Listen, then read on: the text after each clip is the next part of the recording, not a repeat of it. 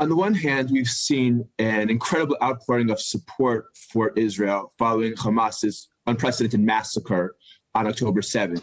But we've seen again and again, we saw this in 2014, and again, that conflicts between Israel and Palestinian terrorist organizations lead to terror attacks, lead to a spike in anti-Semitic attacks. We've seen attacks in the UK quadruple. We've seen attacks, Jewish children who can't go to school, Jews who can't go to synagogue, cars coming outside of synagogues in the UK screaming, kill the Jews.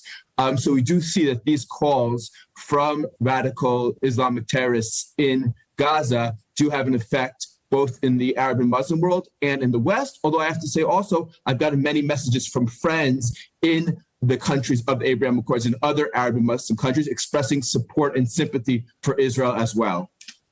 Do you think it's an effort to try and turn it into an issue of an entire community versus Israel, versus Jews, and what the Hamas says is all adversaries across the globe?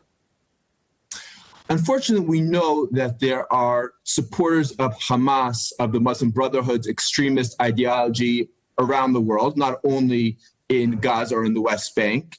And there are those who will answer this call and rise up and, as we've seen, commit terror attacks, murder innocents, just like Hamas is doing in Gaza and in Israel.